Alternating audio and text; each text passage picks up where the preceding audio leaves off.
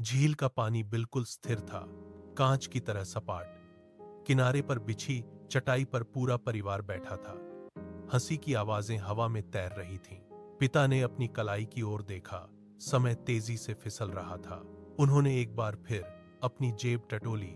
उंगलियों के बीच एक पुराना लिफाफा दबा था। उन्होंने उसे अपनी शर्ट के नीचे खिसका दिया। अचानक उन्होंने अपनी कुर्सी को पीछे की ओर खींचा। कुर्सी के पैरों की रगड़ से रेत पर लकीरें बन गईं। उन्होंने अपनी पीठ झील की तरफ कर ली। उनके हाथ मेज के नीचे थे। उंगलियां लगातार कांप रही थीं। पत्नी ने कुछ कहना चाहा, लेकिन पिता ने उसे देखते ही नजरें हटा ली। उन्होंने मेज के किनारे को इतनी जोर से पकड़ा कि उनकी पोरियां सफेद पड़ गईं। हवा अब भी शांत थी, लेकिन परिवार की हंसी धीरे धीरे धीमी होकर एक अजीब सी खामोशी में बदल गई। पिता ने एक गहरी सांस ली।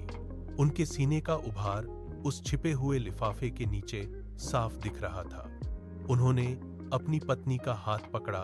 पकड़ इतनी सख्त थी कि पत्नी ने दर्द से अपनी भौहें सिकोड़ लीं। कोई कुछ नहीं बोला, बस झील की लहरों के टकराने की धीमी आवाज सुनाई दे रही थी। पिता ने अपनी पत्नी का हाथ छोड़ा और जेब से वह लिफाफा बाहर निकाला। कागज की सरसराहट उस शांत वातावरण में किसी धमाके जैसी सुनाई दी। उन्होंने लिफाफा मेज के बीचों बीच रखा और अपनी उंगलियों से उसे धीरे धीरे फैलाया। मेज पर रखे खाने के बर्तन अब बेजान लग रहे थे। पिता ने झुककर लिफाफे के अंदर से डॉक्टर की रिपोर्ट निकाली। उन्होंने पन्ने को मेज पर बिछाया और उस पर लिखे शब्दों की ओर इशारा किया। उनकी आवाज में कोई कंपन नहीं था, बस एक ठहरी हुई गंभीरता थी। उन्होंने कहा, यह यात्रा केवल यादों के लिए नहीं थी। उन्होंने अपनी लाइलाज बीमारी का जिक्र किया, जिसके बारे में उन्होंने महीनों तक चुप्पी साधे रखी थी।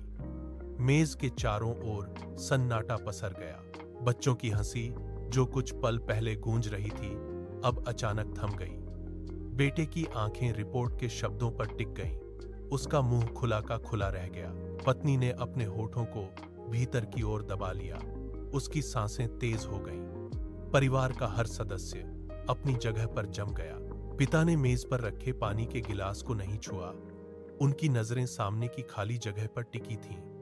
हवा का झोंका आया और मेज पर रखा रिपोर्ट का पन्ना हल्का सा फड़फड़ाया। पत्नी के हाथ कांपने लगे। उसकी उंगलियां मेज पर रखे पानी के गिलास से फिसल गईं। गिलास फर्श पर गिरा और कांच के टुकड़े बिखर गए, जिसकी आवाज ने सन्नाटे को चीर दिया। पत्नी ने झुककर पिता के चेहरे को अपने दोनों हाथों में जकड़ लिया। उसकी आंखों से आंसू गिरने लगे, लेकिन पिता की आंखों में कोई नमी नहीं थी। वे पत्थर की तरह स्थिर थीं। बेटा अपनी जगह से उठा और पिता के कंधे पर हाथ रखने के लिए आगे बढ़ा। पिता ने झटके से अपना कंधा हिलाया और बेटे को दूर धकेल दिया। उन्होंने कुर्सी को और पीछे खिसकाया। उनके चेहरे पर एक कठोर रेखा उभर आई। उन्होंने अपनी पत्नी के हाथों को अपने चेहरे से हटा दिया। उन्होंने अपनी आवाज को सपाट रखा। मेरे पास समय बहुत कम बचा है, इसीलिए मैं चाहता था कि हम आखिरी बार साथ हों। पत्नी के चेहरे पर दर्द की लकीरें गहरी हो गईं। वह फर्श पर बिखरे कांच के टुकड़ों के पास ही घुटनों के बल बैठ गई। तभी झील के किनारे की पगडंडी पर धूल उड़ती दिखाई दी। एक व्यक्ति तेजी से दौड़ता हुआ परिवार की ओर बढ़ा। उसके पैरों की आहट ने सन्नाटे को तोड़ दिया। वह हाँफ रहा था। उसके हाथ में एक नया लिफाफा था। वह पिता के पास आकर रुक गया और झुककर सांस लेते हुए बोला, सर, रुकिए। उसने अपनी जेब से एक मुड़ा हुआ कागज निकाला और पिता के कांपते हाथों में थमा दिया। यह डॉक्टर का सहायक था। उसने घबराते हुए कहा, पिछली रिपोर्ट में गंभीर गलती हो गई थी सर। यह नई रिपोर्ट है। पिता ने लिफाफा खोला। उनके हाथ कांप रहे थे। उन्होंने पन्ने को तेजी से पलटा और उस पर लिखे निष्कर्ष को जोर से पढ़ा।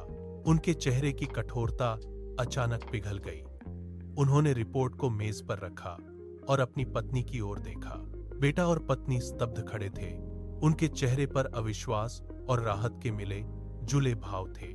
सहायक ने फिर से दोहराया, आपकी बीमारी का इलाज पूरी तरह संभव है सर। यह खबर पूरे परिवार के बीच बिजली की तरह दौड़ गई। पिता ने कुर्सी से उठते हुए उस कागज को अपनी मुट्ठी में कस लिया。震惊在空气中凝固了片刻，随后妻子冲上前，紧紧抱住了父亲，儿子也加入其中，三人紧贴在一起，身体因剧烈的起伏而颤抖，泪水从妻子的眼角滑落，滴在父亲的肩头。父亲抬起手臂，用力地回抱住家人，指关节因为过度用力而发白。他松开怀抱，转过身，大步走向湖边。湖水在微风吹拂下泛起细碎的波纹。他深吸了一口气，胸腔剧烈起伏。他转过头看向身后的家人，嘴角向上扬起。他用坚定的声音说道：这趟旅程并没有结束，这只是我们生活的一个全新起点。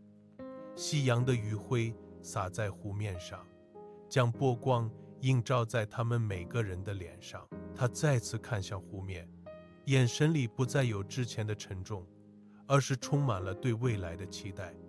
一家人并肩站立，影子在草地上拉得很长，随着微风轻轻摇曳。